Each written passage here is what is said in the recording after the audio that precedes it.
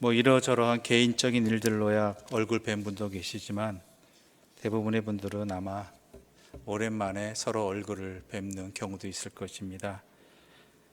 농담처럼 하는 얘기이지요. 2년 만에 뵙습니다. 2년 만에 여러분은 별일 없으셨는지요?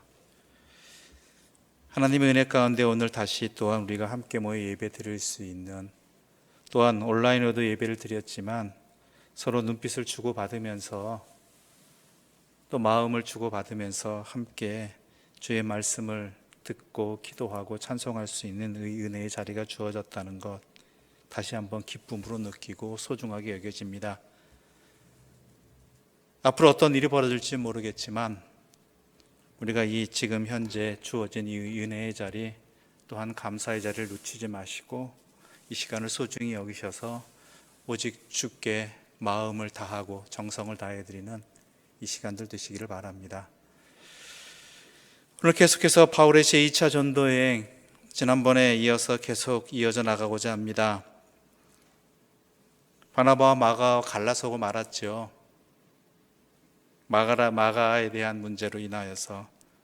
그에 대한 자세한 이야기는 온라인에 유튜브에 있는 지난주 강의를 들으시면은 마가에 대한 바나바와 또한 사도 바울의 서로 다른 이유가 무엇이었는지, 또는 어느 것이 더 옳았을지 한번 고민해보는 귀한 자료가 될 것입니다. 아무튼 갈라서고 말았습니다. 그래서 바나바와 마가는 1차 전도 여행지였던 구브로와 또한 그 외의 여러 교회들로 갔고, 그래서 사도 바울과 실라는 그와는 반대되는 다른 지역으로 떠나게 되었지요. 바울 일행은 더베와 루스드라라는 지역을 찾아갔습니다. 그 중에. 그런데 이곳은 참 좋은 기억이 있는 자리이기도 하지만 결국은 아픈 기억으로 남은 자리였습니다. 1차 전도여행 당시에 바울이 안진뱅이를 고쳤죠. 그리고 지역 사람들에게 그 놀라운 일을 본 그 사람들이 바나바와 또한 바울을 제우스와 헤르메스 신으로 추앙했지만, 또 한편으로는 유대교 회당에서 나온 사람들, 유대인들로 인하여서 돌에 맞아 죽을 정도가 된 지역이었습니다. 바울 개인에게 있어서는 굉장히 두려운 장소지요. 돌에 맞아서 죽을 뻔한 기억, 경험을 갖는다는 것, 하다못해 우리가 자그마한 돌 하나 맞아도 그 부위 상처가 오래가기 마련인데, 거기 그 돌을 맞는 고통을 죽기 직전까지 한 이 장소, 다시 돌아가고 싶지 않았을 것입니다. 그 사람들이 여전히 거기 있을 거고요. 또한 그곳의 사람들도 바울에 대해서 안진뱅이를 고친 사람으로 기억하기보다는, 사람이 인식이 좀 그렇잖아요. 안 좋은 걸 먼저 기억하게 되는 것이죠. 자기 동족들에게 돌에 맞아서 죽을 뻔한 사람으로 인상이 남겨졌을 것 같은 상황이죠. 그래서 바울은 그 지역을 아마 다시는 가고 싶지 않았을 수도 있습니다. 하지만 그는 갑니다. 분명한 목적이 있었죠. 그 목적이 무엇인가? 1절부터 3절의 말씀 우리 다시 한번 읽어볼까요? 1절부터 3절의 말씀입니다. 바울이 더베와 루스드라에도 이르매 거기 디모데라 하는 제자가 있으니 그 어머니 믿는 유대 여자요 아버지는 헬라인이라. 디모데는 루스드라와 이고니온에 있는 형제들에게 칭찬받는 자니 바울이 그를 데리고 떠나고자 할새 그 지역에 있는 유대인으로 말미암아 그를 데려다가 할례를 행하니 이는 그 사람들이 그의 아버지는 헬라인인 줄을 다 알미러라. 왜 갔는지 아시겠죠? 단 한 사람 때문입니다. 디모데라고 하는, 우리가 너무나 잘 알고 있는 디모데라고 하는 그 사람 때문이었습니다. 디모데는 유대인, 믿는 유대, 어머니는 유대 여자였고 아버지는 헬라 사람이었습니다. 그런데 이게 원래는 좀 말이 안 되는 상황이거든요. 좀 받아들일 수 없는 사이거든요. 유대인들과 이방인의 인식의 관계는 여러분 너무 많이 들어서 아시겠죠. 특별한 케이스 아니고서는 이것은 환영받지 못하는 관계입니다.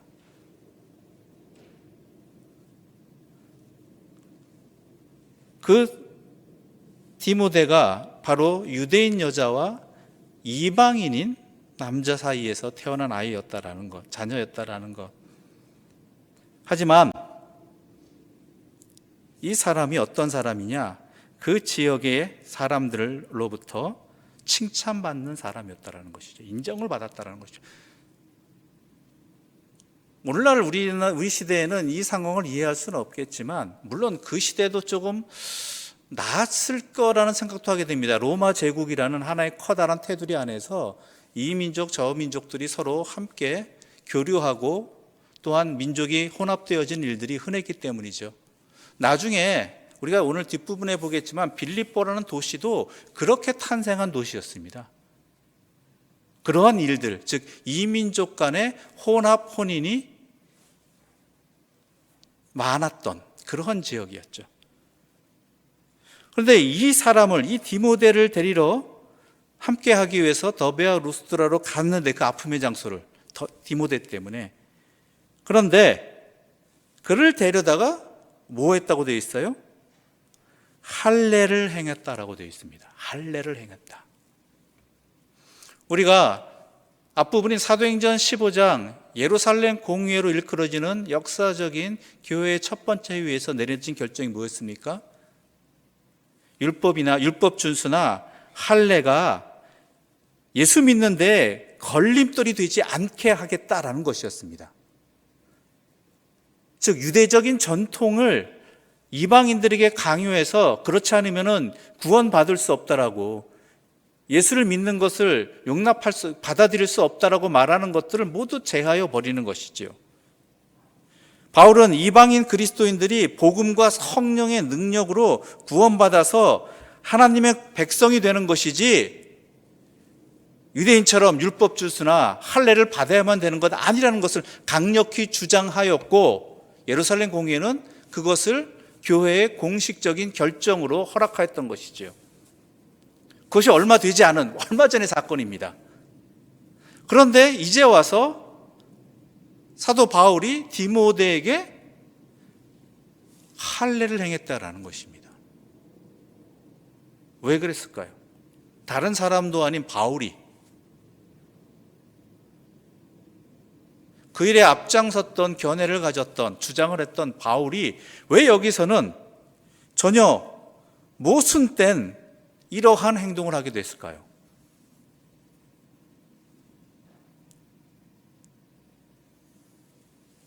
여기서는 두 가지 상황을 이야기할 수 있다고 이야기합니다. 첫 번째로, 디모데는 비록 혼혈이긴 하지만 이방인은 아니다라는 것이죠.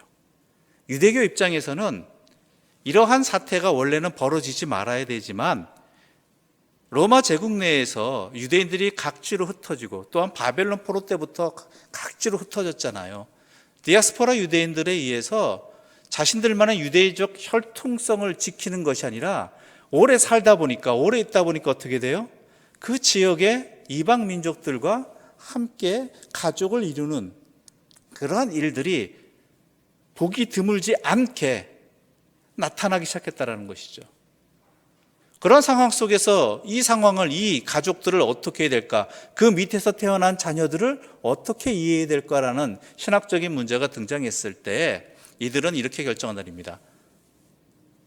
어느 쪽이든 한쪽이 유대인이면 이 자녀도 유대인이다. 물론 모계 쪽의 성향이 더 강합니다. 어머니 쪽에. 그렇지만 둘 다 어느 쪽이든이라는 것이 보편적인 이해였죠. 그래서 이 디모데는 유대인이 되는 것입니다. 그렇기 때문에 이방인에 대해서 율법 준수와 할례를 강요하지 않는 것이 선교 정책이라면, 예루살렘 공회 정책이라면, 디모데는 유대인이기 때문에 할례에 대해서 어느 정도 영향력을 받아야 되는, 행해야 되는 그런 입장이 있었다는 것이죠.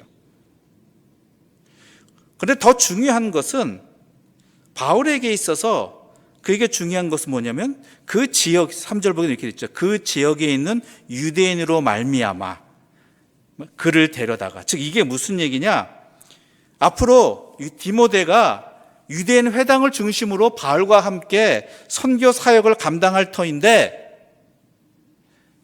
디모데가 유대인인 줄 알고 있는 다른 유대인들이 저 사람은 할례를 받았느냐 안 받았냐 가지고 복음 사역하는데 방해를 할 수 있다는 거예요.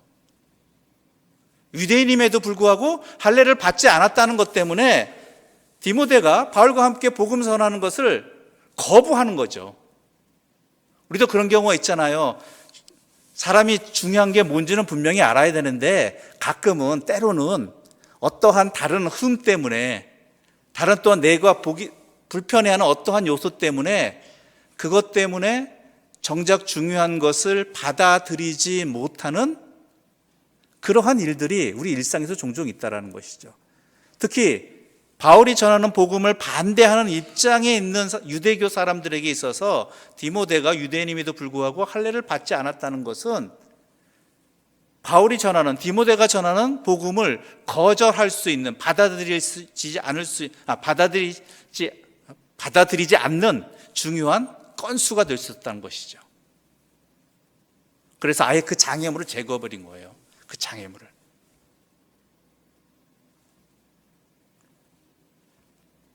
나중에 갈라디아서 2장을 보게 되면 디도에 대한 이야기가 나옵니다. 디도에 대해서는 바울은 철저하게 할례를 받지 않도록 말해요. 왜냐하면 디도는 이방인이었거든요. 특정 유대 그리스도인들이 디도 할례를 받으라고 굉장히 강권을 해요. 받아야 된다라고. 근데 바울은 그에 대해서 뭐라고 하냐면 아니다라고 분명히 거절하죠. 디도는 완전한 이방인이었기 때문에. 이방인한 표현이 좀 이상하긴 하지만 유대인이 아니었기 때문에. 그 입장을 살펴볼 수 있는 게 바울의 입장을 살펴볼 수 있는 게 성경 한 군데를 찾아보도록 하겠습니다. 고린도전서 9장 19절부터 23절입니다. 고린도전서 9장 19절부터 23절입니다.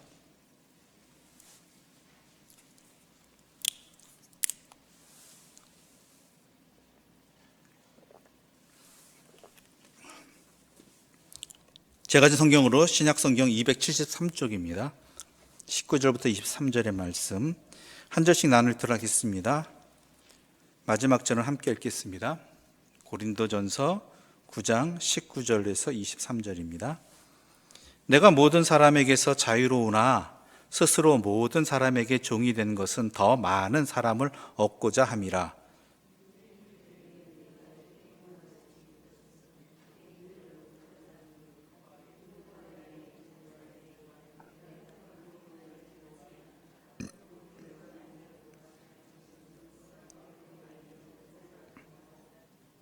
율법 없는 자에게는 내가 하나님께는 율법 없는 자가 아니요 도리어 그리스도의 율법 아래에 있는 자이나 율법 없는 자와 같이 된 것은 율법 없는 자들을 얻고자 함이라.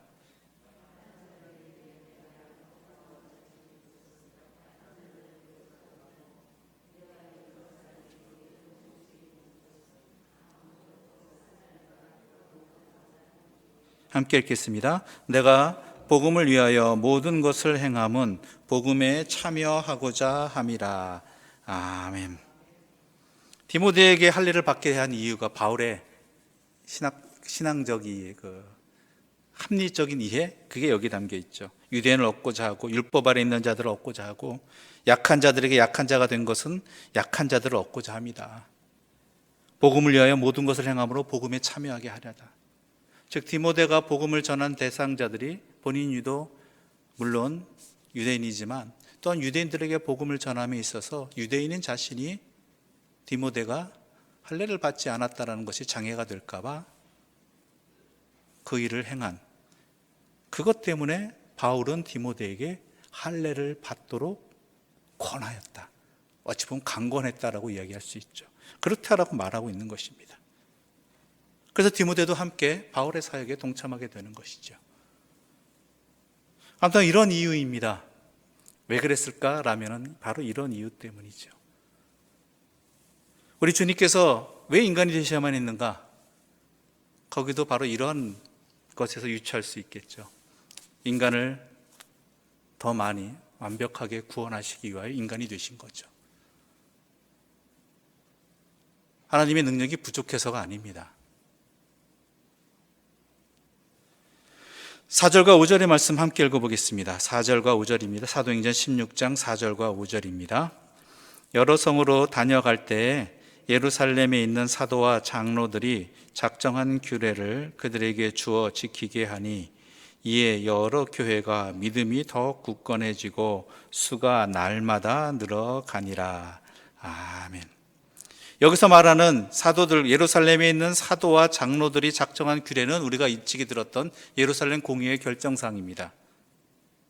이것들을 지켜 행하게 하라고 하니까 신앙 안에서 이방인 출신, 이방인 그리스도인들이 더 믿음이 굳건해지고, 믿음이 굳건해지니까 어떻게 돼요? 믿는 사람이 더 늘어나게 되는 거예요.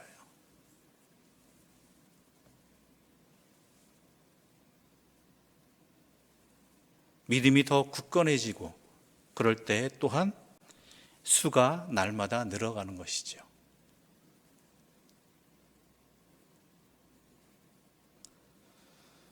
그런데 이때 참 사역이 바울로서도 할 수 있는 걸 하고 합리적인 결정도 내리고 또한 예루살렘 교회도 합리적인 신앙의 결정을 내려서 이를 통해서 교회가 믿음이 굳건해지고 또한 수가 늘어가고 바울의 사역도 참 즐겁게 해나가고 있을 때 갑자기 하나의 사건이 터집니다. 6절과 7절의 말씀 함께 읽어보겠습니다. 8절까지 읽을까요? 8절까지 6절부터 함께 읽겠습니다. 성령이 아시아에서 말씀을 전하지 못하게 하시거늘 그들이 부르기아와 갈라디아 땅으로 다녀가 무시아 앞에 이르러 비두니아로 가고자 했으되 예수의 영이 허락하지 아니하시는지라 무시아를 지나 드로아로 내려갔는데, 자, 바울과 실라의 대행이 당시에 소아시아 남부 지역에, 그러니까 비시디아 지역과 길리기아 지역, 뭐 우리가 이렇게 지명 얘기하면 어딘지 잘 모르겠지만 아무튼간 소아시아라고 하는 이 터키 남부지방, 소아시아 지역의 남부지방을 전하고 있었거든요. 비시디아, 갈리디아, 길리기아. 근데 누가 막아요? 성령께서 소아시아죠. 소아시아에서 말씀을 전하지 못하게 하셨다는 것입니다. 성령께서. 얼마나 당혹스러웠을까요? 예수 그리스도의 일을 하는데, 복음의 일을 하는데 성령께서 막으셨다는 거예요. 그래서 거기에 순종하여서 어디로 갑니까? 부르기아와 갈라디아 지방으로 갑니다. 여기는 어디냐면요, 위쪽이에요. 그러니까 어떻게 보면은 이게 우리나라에 있고요, 소아시아가 여기 있고 유럽이 여기 있어요. 이렇게 보십시오. 여러분에게는 반대로 보이겠군요. 아무튼간 이쪽 소아시아 남부에서 전하다가 성령이 막으시니까 위로 올라갔어요. 중부 쪽으로 이제 터키 이쪽 더 핵심 지역이죠. 이쪽으로 가서 복음을 전하는데 이것도 누가 허락하지 않아요? 7절 보게 되면 예수의 영이 허락하지 않는다. 예수의 영이 허락하지 않았다. 그래서 드로아로 갑니다. 그러니까 하나님께서 성령이 남부지방도 막으시고 북부지방도 막으시고 동쪽도 이미 막혔으니까 그러니까 갈 수 있는 게 서쪽밖에 없어요. 서쪽으로 가는 길이 있는 곳이 어디냐면 무시아를 지나서 드로아 쪽이에요. 드로아로 갔는데 드로아가 어디냐? 유럽으로 가는 쪽이에요. 유럽으로. 소아시아를 넘어서 유럽 쪽으로. 그래서 터키의 드로아라는 곳으로 갑니다. 근데 이 드로아는 어떤 곳이었냐면요, 바울 사역에 있어서 굉장히 중요한 기점 중에 하나였어요. 이 드로아는. 디모데후서 4장 13절에 의하면 드로아는요, 바울이 자신의 겉옷을 맡겨둔 집, 자신의 겉옷을 맡길 정도라면요, 이건 진짜 매우 친하거나 믿을 만한 관계라는 거예요. 자신의 겉옷을 맡길 정도라면은. 그래서 가보라는 사람이 있던 곳이었습니다. 또한 고린도후서 2장 12절에 의하면 그리스도의 복음을 위해서 바울에게 문이 활짝 열린 곳이다. 다른 데는 막 방해가 있고 어려움이 있었잖아요. 근데 이곳에서는 복음의 문이 이미 활짝 열려 있었다. 일컬음을 받을 정도로 바울에게 매우 중요한 기점이었죠. 이미 드로아에선 복음 사역이 활발하게 이루어지고 있었던 것입니다. 그런데 거기까지 갔는데도 아니에요. 아니에요. 거기까지도 갔는데. 우리 9절과 10절의 말씀 함께 읽어보겠습니다. 9절과 10절입니다. 밤에 환상이 바울에게 보이니 마게도냐 사람 하나가 서서 그에게 청하여 이르되 마게도냐로 건너와서 우리를 도우라 하거늘 바울이 그 환상을 보았을 때 우리가 곧 마게도냐로 떠나기를 힘쓰니 이는 하나님이 저 사람들에게 복음을 전하라고 우리를 부르신 줄로 인정함이로라. 네, 많이 듣던 장면이죠. 이렇게 환상 속에서 마게도냐 사람, 마케도니아, 즉 그리스 쪽 사람이죠. 그 환상을 통해서 유럽으로 오라. 유럽으로 오라. 터키를 떠나서 유럽으로 오라는 하나님의 뜻을 깨닫게 되는 것입니다. 즉 복음의 여정이 예루살렘에서 사마리아와 그리고 온 유대 그리고 소아시아 그 예루살렘에서의 박해 스데반 집사의 박해 사건으로 안디옥으로 퍼져나가고 안디옥에서 사방으로 흩어져서 소아시아적까지 퍼져나갔잖아요. 안디옥 교회에서 바울과 바나바를 어떻게 해요? 이방 선교를 하는 하나님의 일꾼으로 기도하고 순종하여 보냈고, 그래서 제 1차 세계 전도 여행 소아시아 지역에 쭉 일어나게 된 것이죠. 그리고 이 소아시아 지역에서 멈추는 것이 아니라 하나님의 역사가 어디로 이제 2차 전도 여행 속에서 바울과 실라를 통해서 유럽으로 향하게 하셨다라는 것입니다.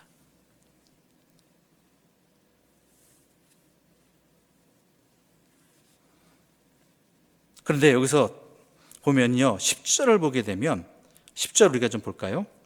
바울이 그 환상을 보았을 때 우리가 곧 마게도냐로 떠나기를 힘썼다라고 되어 있어요. 힘썼다. 즉 주님이 원하시는 대로 모든 수고를 아끼지 아니하였다라는 것입니다. 모든 노력을. 자기가 하고 싶은 거 있을 거 아니에요. 가고 싶은 지역, 이루고 싶은 일들. 첫 번째 1차 전도여행의 목적이 뭐였죠? 2차 전도여행이 시작할 때 목적이 1차 전도여행지를 다시 한번 돌아보면서 굳건히 하고자 하는, 확실히 하고자 하는 그런 바람이 있어요. 그런데 그것이 어떻게 됐어요? 바나바와의 다툼 때문에 어그러졌어요. 그 다음에 그렇다면 나머지 소아시아적으로 하겠다라고 했는데 이 또한 가는 곳곳마다 성령이 막으시고 예수님의 영이 막으시고 해가지고 결국 어떻게 돼요? 유럽으로 향하게 하신. 그러니까 어찌 보면 이렇게 표현할 수도 있겠어요. 2차 전도행 시작 때 바나바와의 관계가 나눠진 것도 어찌 보면 하나님께서 바울을 유럽으로 이끄시기 위한 하나의 섭리가 아니었을까. 조심스럽게 생각해 봅니다. 싸운 게 잘 됐다는 얘기는 절대 아니에요. 하지만 일을 하나님께서 하나님의 일로 만드셨다는 것이죠. 생각해 보십시오. 그 앞으로 좀 더 가볼까요? 예루살렘 교회가 성령의 역사 가운데 막 번창하고 있었습니다. 부흥하고 있었고 믿음도 굳건해지고, 그런 가운데 시련이 닥치지요. 사도 바울이 사울일 당시에 예루살렘 교회가 사도들이 감옥에 갇히고, 더 나아가서 교회 일꾼인 스데반 집사가 순교를 당하고, 그로 인해서 예루살렘 공동체가 흩어졌어야만 하는 상황들, 이 상황들이 인간적인 측면에서 보게 되면 고난과 시련의 역사이지만 하나님께서는 그걸 어떻게 사용하셨죠? 복음이 더욱 예수님의 뜻대로, 예수님이 말씀하신 대로 확산되어져 가는 결과로 이어졌다는 것이죠.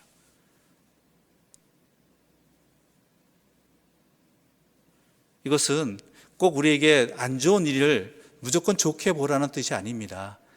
좋은 일이건 안 좋은 일이건 이러한 결정이건 저러한 결정이건 간에 우리는 항상 이 모든 것들을 주 안에서 바라볼 수 있어야 한다는 것입니다. 우리의 판단과 근거도 있고 계획도 있겠지만 결과도 있겠지만 그보다 먼저 하나님께서 과연 왜 이렇게 하셨을까? 이 일을 통해서 하나님께서 무엇을 이루고자 하시는 것일까를 항상 살펴보아야 된다는 것이죠.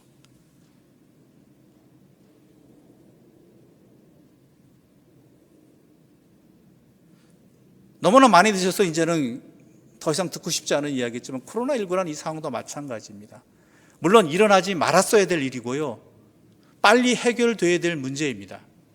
그러나 우리 그리스도인들은 무엇보다도 먼저 이 일을 하나님 안에서 바라볼 수 있어야 된다는 것입니다.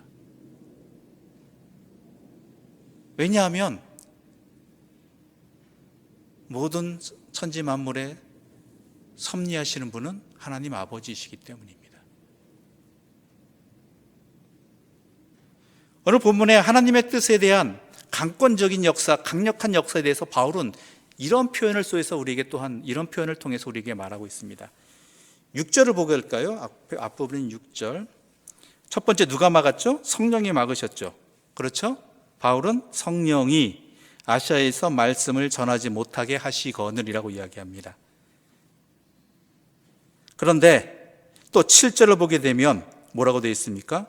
무시아 앞에 이르러 비두니아로 가고자 했으되 예수의 영이 허락하지 아니하시는지라. 또 한 군데 볼까요? 10절의 말씀 우리 함께 읽어보겠습니다. 10절입니다.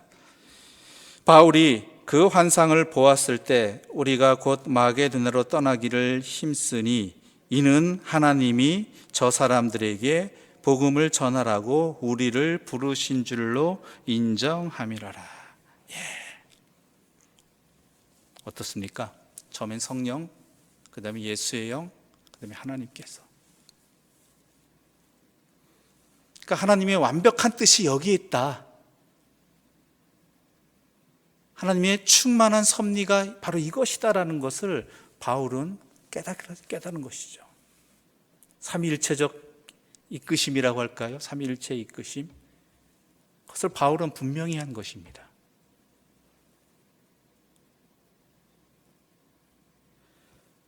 그래서 뭐라고 얘기합니까? 10절 하반절 보게 되면 저 사람들에게 복음을 전하라고 우리를 부르신 줄로 인정함이라라. 인정함이라라. 인정하였다라는 의미가 뭐냐면 결합시키다라는 거예요. 결합이 뭐냐면 하나님 뜻에 자신의 의지를 결합시켜버리는 거예요. 이게 인정이에요. 하나님을 인정한다. 하나님을 믿는다. 하나님을 인정한다라는 의미는요. 하나님을 따른다는 의미는요. 내 의지를 하나님 뜻에 붙여버리는 거예요. 완전히. 하나님 뜻에 완전히 순종하는 거예요.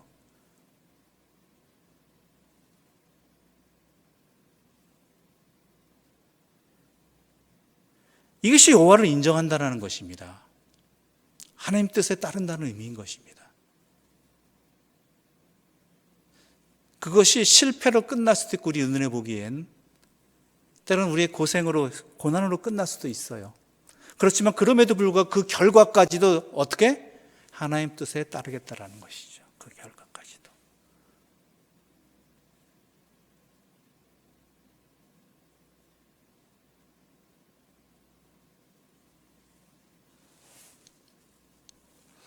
그래서 그는 어떻게 합니까? 마게도냐로 떠나게 되는 것입니다. 드디어 유럽으로 향하게 되는 것입니다. 우리 12절과 13절의 말씀 함께 읽어보겠습니다. 12절과 13절입니다. 거기서 빌립보에 이르니 이는 마게도냐 지방의 첫 성이요 또 로마의 식민지라. 이 성에서 수일을 유하다가 안식일에 우리가 기도할 곳이 있을까 하여 문 밖 강가에 나아가 거기 앉아서 모인 여자들에게 말하는데, 자, 드로아에서 배를 타고 사모드락에서 네아폴리를 거쳐서 빌립보에 도착을 합니다. 이 빌립보는 어떤 도시였냐면요, 로마 제국이 정책적으로 만들었다기보다는 형성시킨, 이미 빌립보라는 작은 도시가 있었는데 그곳을 로마 제국에서 정책적으로 일부러 키워요. 어떻게 키웠느냐? 그 지역이 마게도냐 그리스 지역이 매우 중요한 지역이었거든요. 물론 제일 큰 도시는 아니었습니다. 그럼에도 불구하고 중요한 것이 뭐였냐면은 군사 전략적으로 매우 중요했던 곳이죠. 그래서 어떻게 한 줄 아십니까? 퇴역 군인들이 로마 제국에 복무하다가 퇴역한 군인들에게 그 지역 빌립보에 정착을 시켜요. 땅을 주면서. 그래서 그 지역 사람들하고 여자들하고 결혼하게 해요. 가정을 꾸리게. 이미 아우구스투스라고 일컬어지는 옥타비아누스, 그때부터 이것이 활성화된 도시였어요. 이때부터 발전한 도시였죠. 그러니까 이 지역이 빌립보라고 이야기하지만 이 지역에 살고 있는 사람들은 로마 제국의 중추적인 역할을 했던, 로마 제국이 이렇게까지 확산되는데 핵심적인 역할을 했던 군인들이 퇴역하여서 정착하고 가정을 꾸린 도시였다라는 것이죠. 그러니까 로마에 대해서 굉장히 자부심이 강했어요. 그래서 그들은 로마의 규칙, 또한 로마의 법, 심지어는 관습까지 철저하게 지켰어요.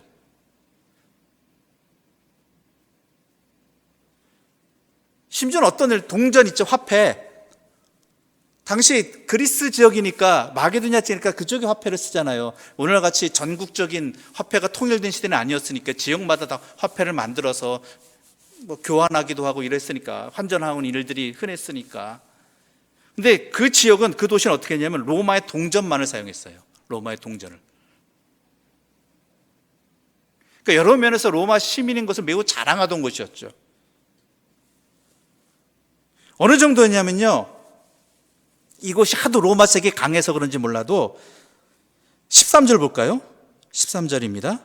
안식일에 우리가 기도할 곳이 있을까 하여. 이 얘기가 왜 나온지 아세요? 바울이 내가 기도할 곳이 있을까를 찾았다라는 얘기예요. 그 얘기는 뭔지 아세요? 회당이 없었다는 얘기예요. 유대인 회당이. 안식일에 가서 바울이 회당에 가서 복음 예배를 드리고 또 복음을 전하기도 했잖아요. 근데 이 빌립보라는 지역은요, 워낙 로마색이 강해서 유대인들이 회당을 형성할 만큼 공동체가 만들어지지 않았다는 거예요. 어느 정도였냐면 당시에 유대인 회당은요, 조건이 하나 있어요. 유대인이 그 지역에 10명의 유대인 남자만 있으면 회당을 만들 수 있었어요. 그런데 여기 회당이 없었다는 건 뭐예요? 유대인 10명도 안 됐다는 얘기예요. 남자가. 그만큼 로마색이 강한 곳이었습니다. 그래서 기도할 곳이 있을까 하여 찾다가 없으니까 어떻게 돼요? 강가로 가요. 왜 강가로 간지 아세요? 당시 유대 관습에 의하면 회당에서 기도할 수 없으면 기도처를 찾아야 되는데 강가로 가는 게 보편적이었어요. 왜냐하면 기도하기 전에 정결하게 씻기 위해서. 정결하게 하기 위해서. 그래서 물이 있어야지 기도하기 전에 정결하게 의식을 행할 수 있는데, 그럼 어디로 가야 돼요? 강가로 가야죠. 수도시설이 발전한 것이 아닌 이상은.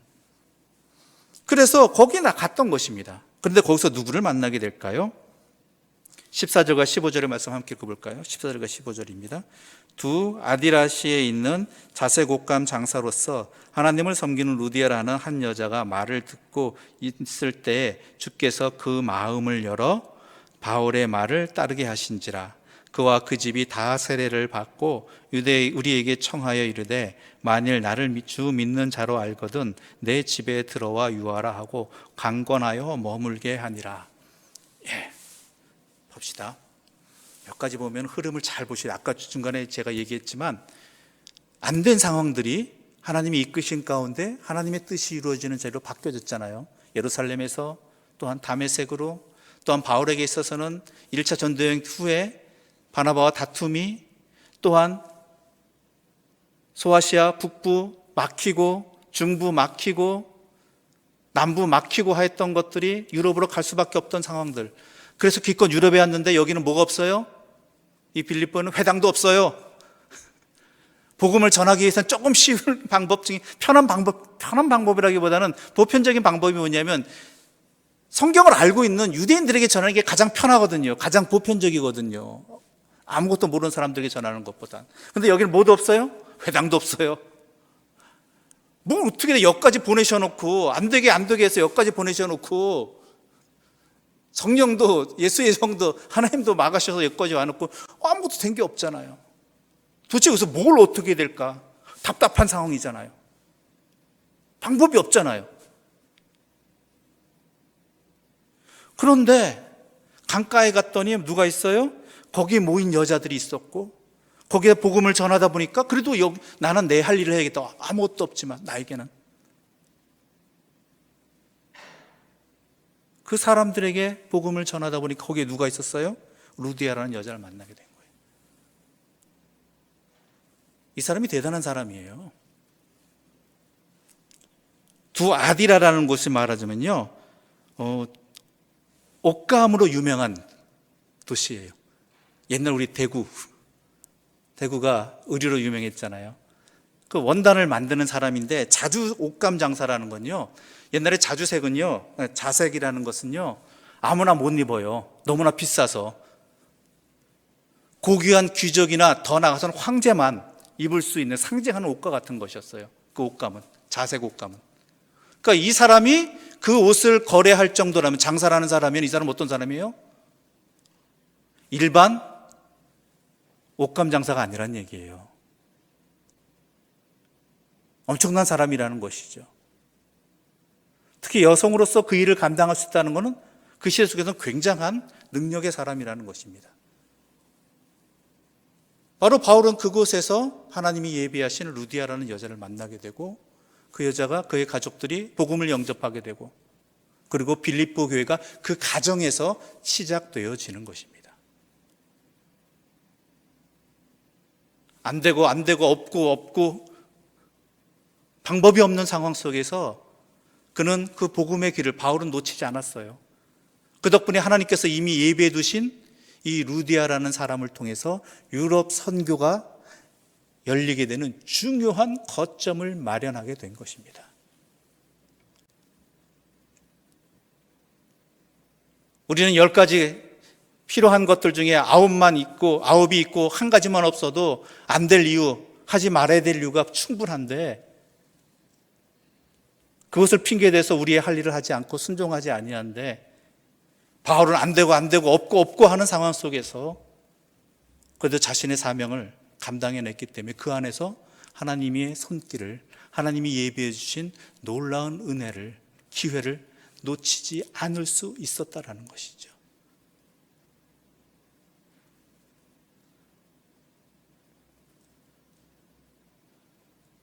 하나님이 그녀의 마음을 열어주셨어요. 그리고 그녀로 하여금 세례를 받게 하고 나를 주 믿는 자로 알거든 내 집에 와서 유하라 하고 그 가정에 유럽 선교의 시작점이 되어주고 중요한 본거지가 되어지는 일들이 일어나게 된 것이죠. 이를 통해서 바울은 어땠을까요? 하나님을 알게 되는 거예요. 하나님의 섭리를, 하나님의 역사하심을. 바나바와의 갈등과 혼선 때문에 차질이 생기고 일정이 계속 막혀졌고 틀어졌고 여기 왔는데 회당도 없는 이런 상황 속에 있었지만 도대체 나보고 어떡하라는 얘기입니까 하는 그러한 안타까운 심정도 들었겠지만 그래도 주님께 순종함을 통해서 그는 하나님의 놀라운 예비하시는 은혜를, 이미 베풀어 주신 그 섭리를 깨닫게 된 것이고 이로 인해서 하나님을 향해서 주님을 섬기는 그 복음의 길에서 그 어떠한 어려움이 다가와도, 그 어떠한 부족이 다가와도, 방해가 다가와도 끝까지 그 사명을, 십자가의 길을 걸어갈 수 있는 소중한 경험을 하게 된 것이죠. 은혜를 느끼게 된 거예요. 은혜를 누리게 된 것이죠.